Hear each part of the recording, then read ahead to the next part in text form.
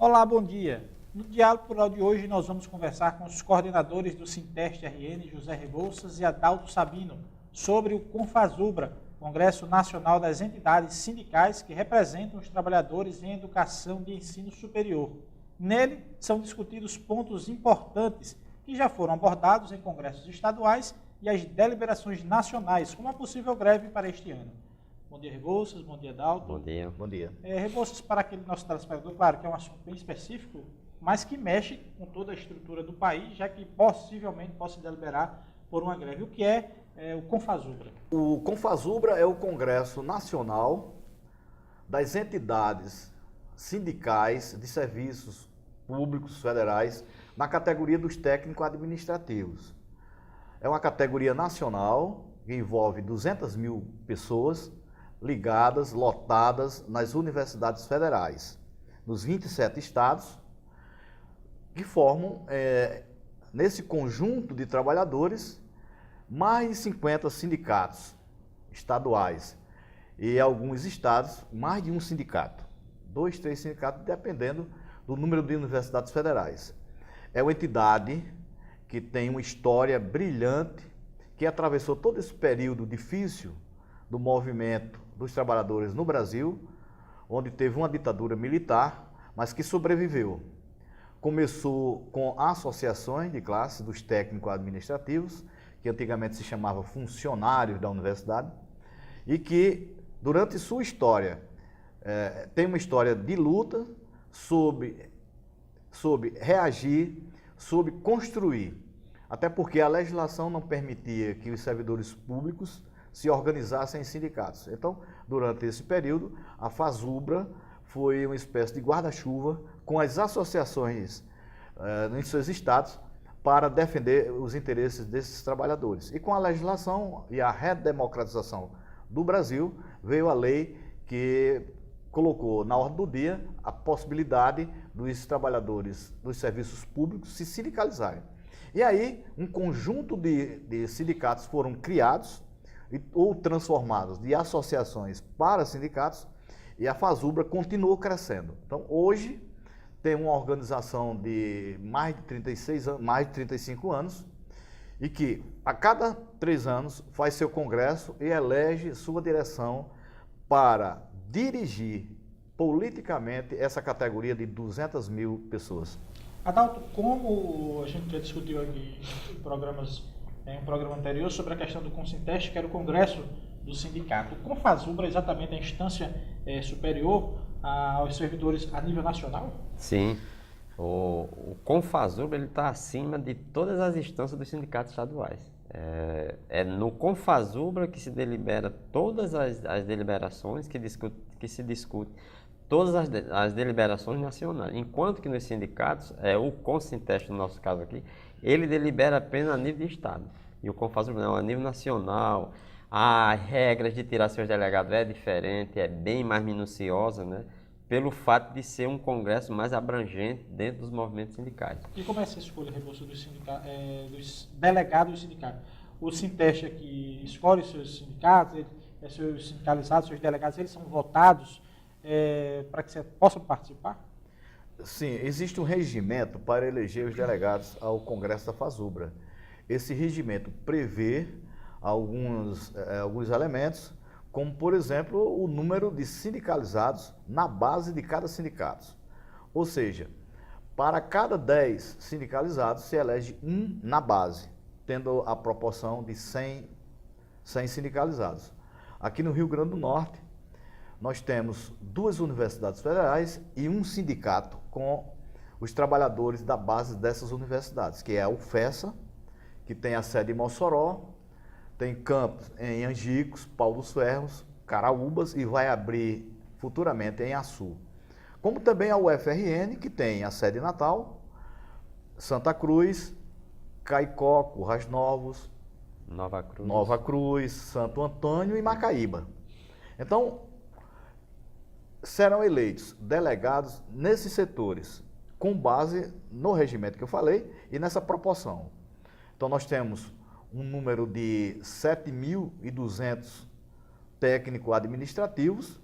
Se para cada 100 nós temos direito a 1, no contexto da proporção, nós temos direito a uma delegação de em torno a 70 delegados, mas isso não quer dizer que nós elegeremos 70 delegados no Rio Grande do Norte nessas duas universidades, porque também implica no número de pessoas que participarão das assembleias, presentes às assembleias. É um processo democrático, é um processo bastante avançado, é um processo com bastante lisura, porque está em jogo a organização dos trabalhadores em nível nacional, tendo em vista que a FASUBRA é uma das federações mais importantes, não só no Brasil, mas na América Latina. Nós só temos na Colômbia, nós temos também na Argentina, no Peru, Venezuela, essas organizações de trabalhadores em educação, do ensino superior, porque a estrutura sindical, não só no Brasil, mas na América Latina, é dividida em duas partes. São os trabalhadores em educação no ensino básico, que trabalham no ensino fundamental e no ensino médio, como os trabalhadores nas instituições do ensino superior, que justamente é esse campo aí que nós estamos contidos. Então a FASUBRA, nesse cenário internacional, é de grande importância. E um congresso da FASUBRA faz com que a classe trabalhadora que milita e trabalha nestas instituições, principalmente nas universidades e nos institutos de educação federal, elas se organizam nesse congresso. Apesar de nós termos uma organização distinta entre os institutos federais e as universidades. As universidades nós temos a FASUBRA e nos institutos nós temos o SINASEF nacional, que é uma FASUBRA dos trabalhadores dos institutos federais. E as duas participam desse encontro? Poderão participar, porque o Estatuto da FASUBRA e dos sindicatos de base que têm autonomia, nós temos essa hierarquia das deliberações do Congresso da FASUBRA, mas como a FASUBRA e os sindicatos de base, eles têm uma democracia, mesmo sendo decidido, as resoluções sendo votadas no Congresso da FASUBRA, são remetidas para os sindicatos de base e cabe aos sindicatos de base implementarem ou não. Como nós temos esse processo bastante democrático, os sindicatos de base encaminham, como o Adalto falou, todas as resoluções, como, por exemplo, nas teses que nós poderemos falar daqui a alguns instantes, está indicado já um indicativo de greve para maio, sem data, porque nós vislumbramos uma greve nacional, não só da FASUBRA, ou seja, desses 200 mil trabalhadores, mas uma greve geral de todo o funcionalismo federal, que soma 1.500.000 no Brasil, né? Na América Latina já esse número é muito maior, e no Rio Grande do Norte nós temos um número muito importante, que é esse que nós falamos, que são os técnicos das universidades e os técnicos dos institutos federais de educação, se juntando àqueles dos ministérios e das delegacias, antigamente, que nós chamávamos de delegacias, dos ministérios do governo federal. Então, é uma categoria que tem bastante peso, é uma categoria bastante organizada e que agora se prepara nesse congresso da FASUBRA para enfrentar a política de ajuste fiscal e de ajuste salarial do governo Dilma. Bom, o Diálogo Plural vai para o seu primeiro intervalo. Nós voltamos daqui a 30 segundos. No próximo bloco, desculpe, nós vamos discutir exatamente os temas, as pautas que serão discutidas e o que isso pode impactar com você, telespectador. Nós voltamos em 30 segundos.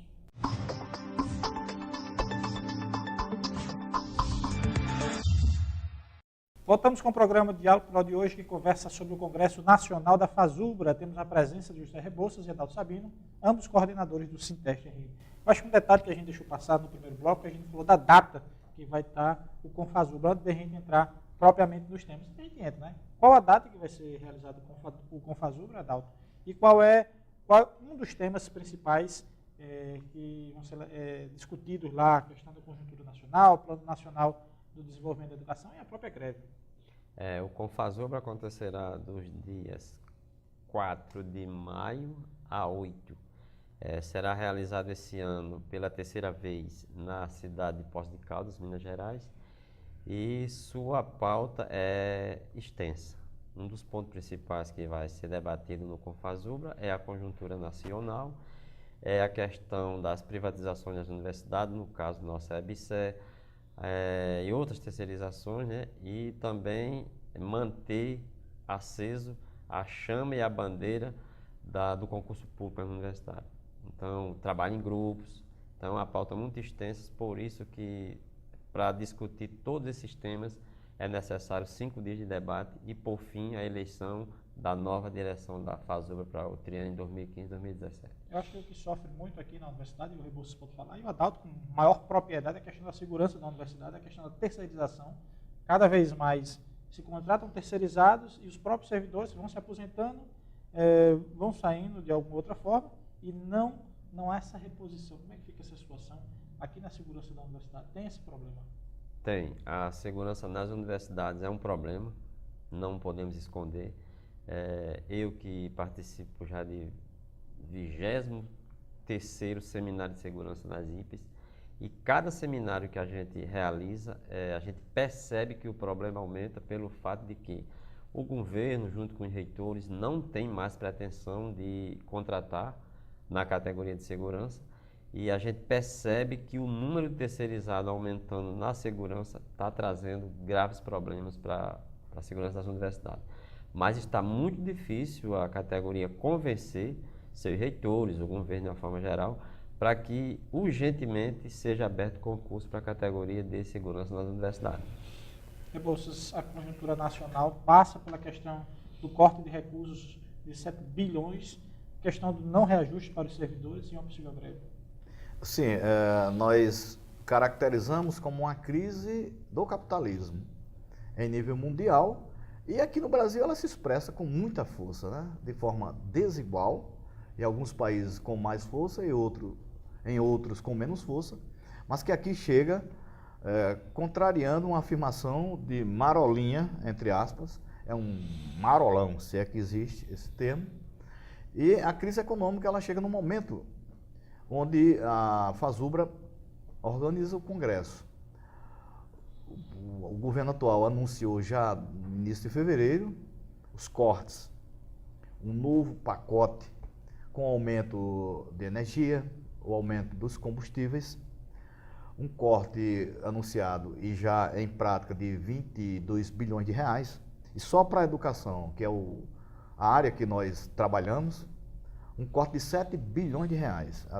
Tudo isso com a finalidade de fazer o ajuste fiscal, na perspectiva de aumentar os superávites primários, onde o governo afirma categoricamente que gasta muito, o termo é esse, gasta muito com o salário de servidores. Então, através dos superávites primários, eles vão arrochando os salários para manter um índice, para poder pagar os juros da dívida interna às custas dos trabalhadores, e principalmente de nós, servidores públicos federais. Nós não concordamos com isso. Por isso, está na pauta essa discussão. A crise econômica e o pacotão que o governo federal manda e está implementando, né? As medidas provisórias 664 e 665, que restringiu, cortou vários direitos, acabou com direitos, como auxílio mortalidade e o período para o auxílio-desemprego. Então, são medidas antinacionais, medidas antitrabalhadoras. Nós não concordamos com isso, iremos discutir esse tema.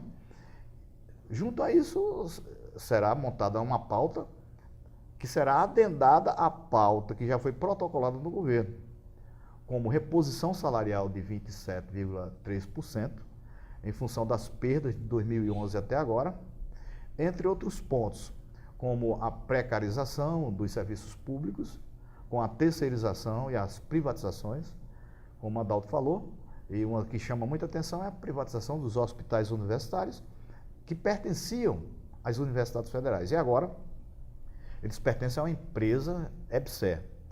Entre outros pontos, nós temos a FUNPRESP, que é um fundo que o governo federal criou recentemente, para que as pessoas que ingressam no serviço público federal, elas façam uma previdência paralela privada. e com um teto de R$ 4.150 para aposentadoria. Então, a partir daí, qualquer servidor que ganhe mais, ele, a se aposentar, ele baixa o salário para isso, ao valor de agora. Então, são muitos pontos onde o governo federal apresentou o seu plano e sua proposta de arroxo, de sucateamento, principalmente aos serviços públicos. Nós sabemos os motivos pelos quais, porque é um governo que atende aos interesses dos empresários, em detrimento aos interesses dos trabalhadores. Adalto, na condução da greve, já se colocada possivelmente exatamente por esse, digamos assim, intransigência do governo, essas medidas se colocadas, é bom deixar para a população, que é a principal atingida nos serviços públicos, e se falar de uma greve nacional dos servidores, vão ser vários órgãos federais atingidos e a população com certeza vai ser atingida. O servidor público faz greve não é porque é bonito, nem porque quer não, é porque é forçado a fazer, não é isso? Infelizmente hoje a população ainda vê o movimento grevista como coisas que é desnecessária. Eles não entendem que o serviço público, sendo bem desempenhado pelos seus funcionários, né, vai beneficiar diretamente a eles. Mas eles não entendem que, no caso, nossa greve aqui, de que forma acontece a nossa greve? O comando de greve, ao se deliberar por uma greve, o primeiro passo que se dá é montar o comando local de greve. E esse comando local de greve, ele fica de segunda a sábado, tendo que estar na instituição que está de greve de 5 horas da manhã até 20 horas, 21 horas em atividades. Então, para as pessoas que acham que o movimento grevista é para pessoas que não querem trabalhar, é um equívoco. É férias. Porque é férias. Eu preferia trabalhar na minha escala normal, de segunda a sexta, horário de 8 horas, do que passar 90, 100 dias de uma greve, tendo que estar aqui todo dia de 5 horas, enfrentando o aparato do governo, né? Que são muitos diretores que não concordam com a nossa greve. Além de não concordar, não respeita de uma forma decente, passa a nos atacar. E são servidores da universidade que seriam beneficiados talvez com a luta. Exatamente, que tudo que nós conseguimos com a greve vai ser para eles também, mas nem assim eles conseguem entender que aquilo é um movimento justo e que o instrumento de greve é o único instrumento, que a greve hoje é o único instrumento que nós temos para conseguir as nossas conquistas. Que 30% faça a greve e 70% não faça, mas quando a gente vem conseguir alguns pontos na pauta reivindicada, é contemplar todo mundo. Isso deixa a gente triste de uma certa forma, porque a gente queria pelo menos o reconhecimento pela coragem de lutar, o reconhecimento por aquela minoria que luta em benefício da maioria. É difícil. Isso vem mudando, o Sinteste comemorou já 24 anos, vem mudando com o tempo essa conscientização? Sim, é uma mudança lenta, mas é gradual. Aproveitando que as jornadas de junho de 2013 mostrou uma disposição e se abriu um espaço muito grande para as lutas. O ano passado, no ano 2014, os trabalhadores, apesar de mega eventos como a Copa do Mundo e as eleições gerais, os trabalhadores continuaram lutando. Inclusive aqui em Natal,